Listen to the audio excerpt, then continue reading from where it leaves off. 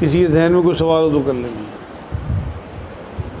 خاتون کا سوال ہے کہ میرے شوہر کے پاس ایک طویل رقم جو ہے وہ قرض میں ہے، شاید 4-5 لاکھ روپے، تو کیا وہ ان کے پاس بھی جو زکوٰۃ ادا کرتی ہیں وہ دے سکتی ہیں اپنے پیسوں میں سے یا نہیں؟ ان کا سوال یہ ہے کوئی امیر خاتون ہیں، ان کے اوپر زکوٰۃ واجب ہے، ان کے خاوند کے اوپر قرض ہے، تو کیا وہ قرض اس زکوٰۃ کے پیسوں میں سے اتار سکتی ہیں؟ بڑا عجیب و غریب سوال ہے۔ دیکھیں جی، خاوند کی ہر چیز عورت کی ہوتی ہے اور عورت کی ہر چیز خاوند کی ہوتی ہے۔ یہ تو بڑی بد نصیبی کی بات ہے کہ وہ زکوٰۃ کا سوال کر رہی ہیں اپنے خاوند کو دینے کی۔ وہ تو مالک ہونا چاہیے ان کا، تمام مال کا۔ اگر انہیں ترکے میں یا اپنے ماں باپ کی طرف سے کچھ مال ملا بھی تو سب سے پہلے اپنے ہسبینڈ کا بوجھ اتاریں، کیونکہ نبی نے قرض دار کی جنازے کی نماز پڑھانے سے انکار کر دیا تھا۔ زکوٰۃ تو اس لیے نہیں لگے گی کیونکہ وہ ان کی وراثت میں حقدار ہیں، جو وراثت میں حصہ جنہیں ملتا ہے انہیں زکوٰۃ نہیں لگتی۔ دیکھیے، جب نبی اکرم صلی اللہ علیہ وسلم کبھی حضرت خدیجہ کا ذکر کیا کرتے تھے ان کی فوت ہونے کے بعد، تو حضرت عائشہ رضی اللہ تعالیٰ عنہا کے منہ سے ایک بار بار ذکر سننے کے بعد یہ نکل گیا کہ حضور اب تو آپ انہیں بھول جائیے، ان میں کیا ایسی بات تھی، عمر دراز عورت، اور آپ بار بار ان کا ذکر کرتے ہیں، اب تو آپ کی بہت بہت خوبصورت بیوی ہے، یہ کہنا تھا ان کا۔ تو حضور تیش میں آ گئے، جلال آ گیا، کہنے لگے عائشہ جب سب نے میرا انکار کیا تب خدیجہ نے میرے اوپر ایمان لائی اور اپنا تمام مال میرے قدموں میں بچھا دیا کہ جیسے مرضی میں خرچ کروں۔ جب کسی نے میرا ساتھ نہیں دیا اس ٹائم خدیجہ نے میرا ساتھ دیا، میں اسے کیسے بھول جاؤں؟ اور تو نے ایسی بات کہی کہ اگر میں اسے سمندر میں ڈال دوں تو سمندر بھی زہریلا ہو جائے۔ اللہ اتنی ناگوار گزری حضور کو یہ بات حضرت عائشہ کی، اتنا ادب و احترام کرتے تھے کیونکہ انہوں نے اپنا تمام مال، جب حضور صلی اللہ علیہ وسلم باہر سے ایک دن آئے اور روتے ہوئے، پریشان حال، برا حال، ڈپریشن، تو انہوں نے پوچھا حضور کیا بات ہے؟ کہ فلاں فلاں قبیلے کے اتنے لوگ پڑے، فلاں سفر سے کچھ لوگ آئے پڑے، بھوکے ہیں، ان کے تن پہ کپڑے نہیں ہیں، عورتوں کے بدن دکھ رہا ہے، بچوں کے پاس کھانے کو نہیں ہے، چمڑے چوس رہے، میں کیا کروں، میرے پاس کچھ بھی نہیں ہے دینے کو۔ یہ بہت امیر عورت تھی، تو انہوں نے جو اپنے گھر کا ایک کمرہ تھا اس میں تمام سرداروں کو بٹھایا، قریش کے بلا کے اس ٹائم کے، اور مال کا اتنا بڑا ڈھیر لگا دیا کہ سارے پیچھے چھپ گئے، اور پھر یہ اعلان کیا اندر سے پردے میں سے کہ میں تمام مال جو ہے وہ محمد صلی اللہ علیہ وسلم کو دیتی ہوں، یہ جیسے مرضی خرچ کریں۔ اسے یاد کر کے حضور جو ہے وہ بڑا ادب و احترام کرتے تھے، ان کی بہن آ جائیں، ان کا کوئی رشتہ دار آ جائے، بہت آؤ بھگت کرتے تھے۔ تو اس لیے بیوی کا مال ہے، آپ اپنی مرد کی آخرت بچائیں، اپنے مال کو سب سے پہلے اس میں صرف کریں گے، ان کی قرضداری اتروائیں۔ زکوٰۃ تو آپ اور غریبوں کو دیتے ہیں، لیکن جو مال آپ کے پاس ہے وہ اتنا مال تو ہوگا کہ جب آپ زکوٰۃ کا سوال کر رہی تو اس مال میں سے، اصل مال میں سے، پاک مال میں سے آپ وہ نکالیں۔ ناپاک سے مراد یہ نہیں ہے کہ زکوٰۃ ناپاک ہے، غریبوں کے لیے تو وہ تحفہ ہے اللہ کا، لیکن آپ کے لیے وہ گندگی ہے، اس لیے وہ غریبوں میں بانٹیں اور اصلی پاک مال سے اپنے ہسبینڈ کا جو ہے وہ قرض اتاریں۔ سوال یہ ہے، باپ کی دوسری بیوی کی پہلے شوہر کی بیٹی سے نکاح کر سکتا ہوں؟ باپ کی دوسری بیوی کی پہلے شوہر کی بیٹی سے؟ اچھا، باپ نے دوسری شادی کی، اس کی کوئی بیٹی ساتھ آئی، ماں کی، سوتیلی ماں کی، کیا اس سے شادی ہو سکتی ہے؟ بالکل ہو سکتی ہے۔ بھائی دیکھو، ایسا ہے کہ ماں باپ اگر الگ الگ ہیں نا کسی کے، تو بالکل ان سے شادی ہو سکتی ہے۔ ایسے ہی سوال ہے، کیا سوتیلی خالہ سے نکاح ہو سکتا ہے؟ بالکل، وہ بھی اس میں بھی یہی بات آئی کہ جب اس کے بھی ماں باپ الگ الگ ہیں، وہ تو نہیں کر سکتے آپ کے والد اس کی بہن سے نکاح جب تک یہ زندہ ہے، لیکن آپ کر سکتے ہیں۔ سوتیلی خالہ سے بالکل نکاح ہو سکتا ہے، کیونکہ اس کے ماں باپ الگ ہیں، آپ کے ماں باپ الگ ہیں۔ اس میں مسئلہ وہی ہے کہ ماں باپ اگر الگ الگ ہیں تو بالکل نکاح ہو سکتا ہے۔ ایک سوال آ رہا ہے، خاتون نے کہا تھا کہ میرے جو شوہر ہیں میرے ہاتھ کا بنایا ہوا کھانا مطلب پسند نہیں کرتے، وہ اس طرح کا عمل بتاتے ہیں ہمیں، مطلب اس طرح کے کھانا پسند کرتے ہیں۔ ہاں ان کا سوال یہ ہے کھانا جو پکاتی ہیں وہ شوہر کو پسند نہیں آتا تو کوئی عمل؟ دیکھو جی بہترین چیز تو یہ ہے کہ ایک تو یا ولی پڑھے جمعرات کی رات کو اور اللہ سے دعا کرے کہ اللہ میرے ہاتھ میں ایسا ذائقہ کر دے کہ وہ میرے ہسبینڈ کو پسند آ جائے، اور سب سے بڑی بات یہ ہے کہ 2 نفل پڑھ کے اللہ سے دعا کر کے کھانا بنانے کھڑی ہو، کیونکہ لذت ڈالنا کھانے میں اللہ کے ہاتھ ہے، اور درود پڑھتی رہے۔ آپ یقین کریں پہلے دن سے اس کے شوہر کو پسند آ جائے گا، انہوں نے کہنا مان لیا میرا۔ یا ولی ہر جمعرات کو پڑھ کے اللہ سے دعا کرے اور درود شریف پڑھتے ہوئے کھانا پکائے، 2 نفل پڑھ کے اللہ کی مدد چاہ کے۔ قرآن کی آیت ہے آیت 45 سورہ بقرہ کہ صبر اور صلاح سے میری مدد چاہو، تو 2 نفل پڑھ کے انشاءاللہ شروع تو کرے، کر کے دیکھے، اللہ نے چاہا تو بالکل پسند آئے گا۔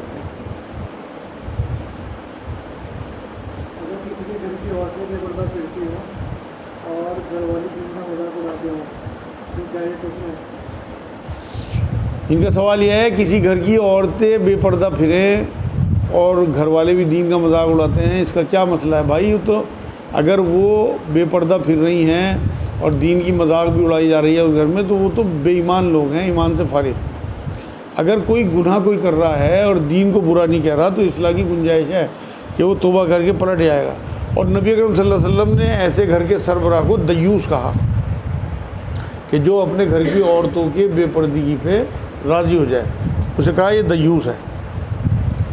دیوس کا سب سے جو ہلکا ترجمہ ہوگا نا وہ بے غیرت، انتہا درجے کا بے غیرت۔ تو جو اللہ کے رسول کی نظر میں بے غیرت ہو اس کا بنے گا کیا آخرت میں؟ دیکھو آپ، اور دین کو برا کہنے والے وہ تو نام کے مسلمان ہیں، ایمان سے تو فارغ ہیں۔ ورنہ اس بات کی تو اصلاح ہو سکتی ہے بھائی آپ کوئی گناہ کر رہے ہیں، آپ نماز نہیں پڑھ رہے ہیں، لیکن نماز کو برا تو نہیں کہہ رہے، تو کبھی بھی آپ کو توبہ کی توفیق دے گا اللہ پاک، آپ نمازی ہو جاؤ گے انشاءاللہ۔ لیکن آپ نماز کو ہی برا کہنے لگو تو ظاہر سی بات ہے آپ تو ایمان سے فارغ ہیں۔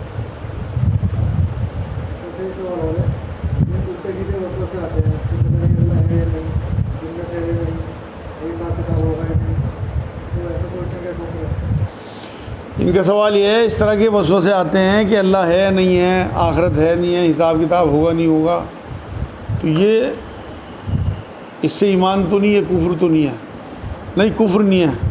اگر یہ جب تک وسوسوں کی حالت میں ہے یا آپ کے عمل میں نہیں آیا تو پھر تو یہ کفر نہیں ہے، اور یہ تو بلکہ عین ایمان ہے۔ نبی اکرم صلی اللہ علیہ وسلم کی بارگاہ میں اس طرح کے صحابی آتے تھے تو حضور کہتے تھے کہ سچ بتا، اتنا ہی ایسا ہی ہے کہ ہاں جی، کہ بتا کس طرح کے وسوسے کہ حضور منہ پہ بھی نہیں لا سکتا ایسے وسوسے، مطلب یہ تو منظور کر لوں گا کہ آسمان سے زمین پہ مجھے کوئی پھینک دے، لیکن بتا نہیں سکتا آپ کو، تو حضور نے یہ عین ایمان ہے، کیونکہ قیمتی چیزوں کی چوری میں ہی شیطان لگا رہتا ہے، تو ظاہر سی بات ہے۔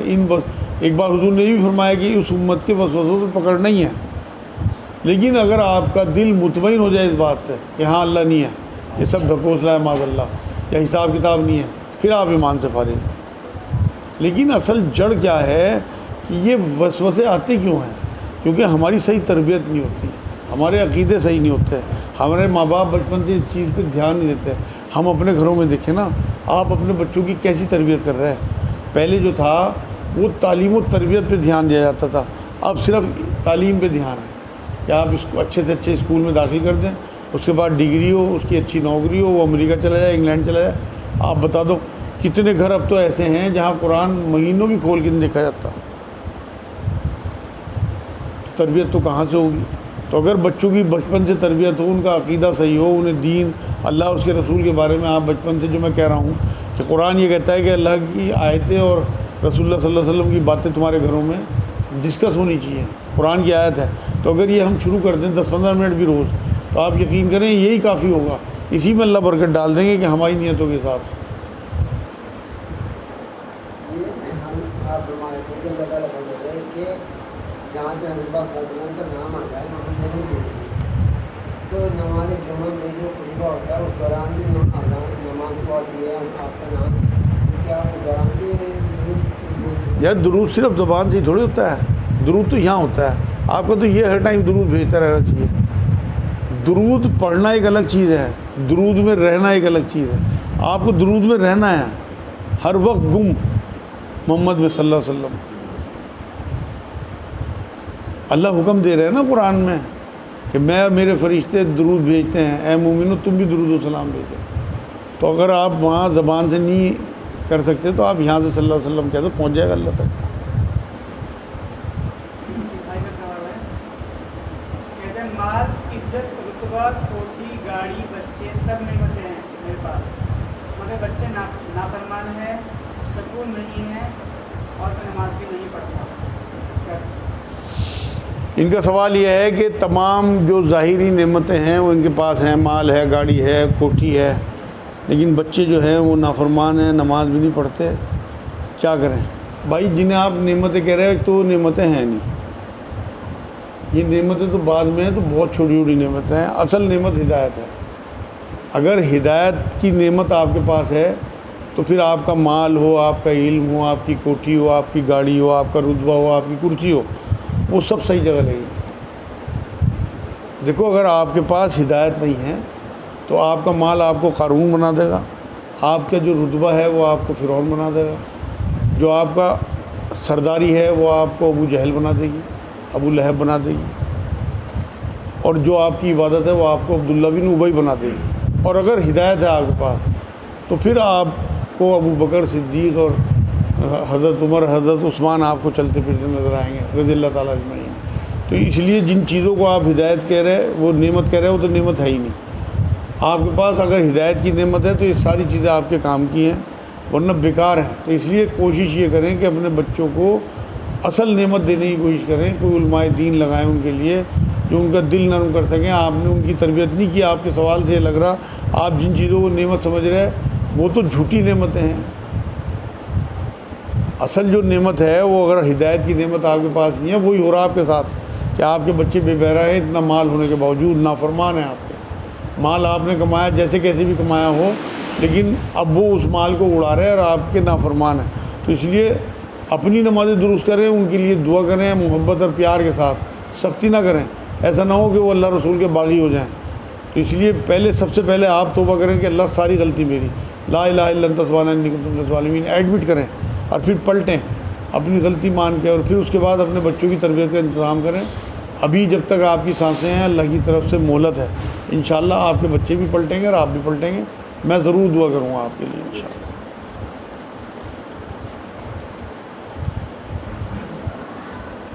درود شریف جو ہے صرف صلی اللہ علیہ وسلم کہنا ہی بہت ہے یا اللہم صلی اللہ مبارک خود ہی پڑھنے کے بعد؟ ان کا سوال یہ ہے کہ درود شریف چاہے صلی اللہ علیہ وسلم ہی کہنا بہت ہے یا پوری درود پڑھیں جو نماز میں پڑھی جاتی ہے درود ابراہیم.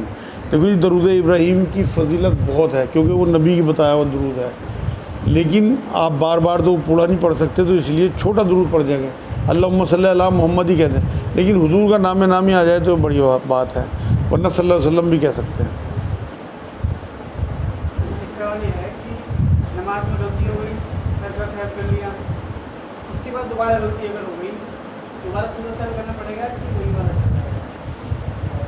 ان کا سوال یہ ہے نماز میں غلطی ہوئی، سجدہ سہو کر لیا، اس کے بعد دوبارہ غلطی ہوئی، نہیں ایک سجدہ سہو سے سب کام ہو جائے گا انشاءاللہ. ایک سجدہ سہو سے پوری غلطیوں کا ازالہ ہو جائے گا آپ کو. سجدہ سہو کرنے کے بعد بھائی اس کے بارے میں مجھے صحیح معلومات نہیں ہے، تو اس کے بارے میں تو فتویٰ لینا چاہیے. میں معلوم کر کے بتا دوں گا اگلے ہفتے انشاءاللہ آپ کو. اچھا سجدہ سہو کے بارے میں بھی لگ بھگ حدیث میں اختلاف ہے کہ دونوں طرف سلام پھیرنے کے بعد بھی سجدہ سہو ہو سکتا ہے، اور یہاں تک کہ حضور کھڑے ہوئے ایک بار تو اس کے بعد میں کسی صحابی کو دیکھا کھڑے ہونے کے بعد بھی سجدہ سہو نماز سے نکلنے کے بعد بھی کیا، پہلے حدیث میں آپ کو تو اس میں کیا کرنا چاہیے؟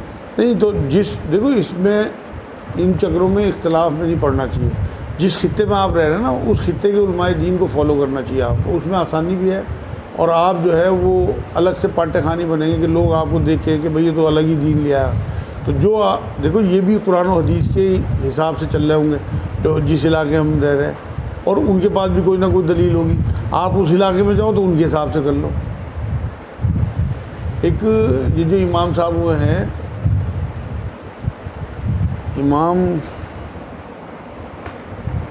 ایک بہت بڑے امام ہوئے، 4 اماموں میں یار، ایک تو ابو حنیفہ صاحب، دوسرے شافعی، امام شافعی، رحمۃ اللہ علیہ، یہ جب امام حنبل رضی اللہ تعالیٰ عنہ کے مزار پہ پہنچے تو انہوں نے رفع دین کیا، اور جب حضرت امام ابو حنیفہ رضی اللہ تعالیٰ عنہ کے رحمۃ اللہ علیہ کے مزار پہ پہنچے تو رفع دین نہیں کیا، کیونکہ وہ رفع دین نہیں کرتے تھے اور وہ کرتے تھے۔ تو یہ بہت بڑا ثبوت ہے کہ جس علاقے میں آپ جاؤ اس علاقے کے علماء دین کو فالو کرو، سب سنت پہ ہیں انشاءاللہ۔ نماز کی حالت میں جب امام صاحب قرات کرتے ہیں اور جو مقتدی ہے آنکھ بند کر کے کھڑے ہو سکتے ہیں یا آنکھ کھلی ہے ان کا سوال یہ ہے کہ امام صاحب کے پیچھے آنکھ بند کر کے کھڑے ہو سکتے ہیں، آنکھ کھلی رہنی چاہیے؟ بھائی دیکھو، ویسے تو آنکھ کھلی رکھنے کا ہی حکم ہے، سنت بھی یہی ہے، لیکن اگر کسی کو زیادہ مزہ آتا ہے آنکھ بند کر کے تلاوت میں، غور و فکر میں، اور اس طرف زیادہ دھیان لگتا ہے تو اس میں کوئی حرج نہیں ہے، کیونکہ منع ہی نہیں ہے۔ لیکن ایک روایت ایسی ملتی ہے کہ نبی نے فرمایا یہ اندھوں کی نماز ہے، آنکھیں بند کر کے جو پڑھتے ہیں، ایک روایت سے بات ہے، تو اس لیے میرے نزدیک بچنا چاہیے، خاص طور سے فرض نمازوں میں تو بچیں، اپنی جو نفل نمازیں ہوں ان میں آپ دھیان لگانے کے لیے آنکھیں بند بھی کرتے ہیں۔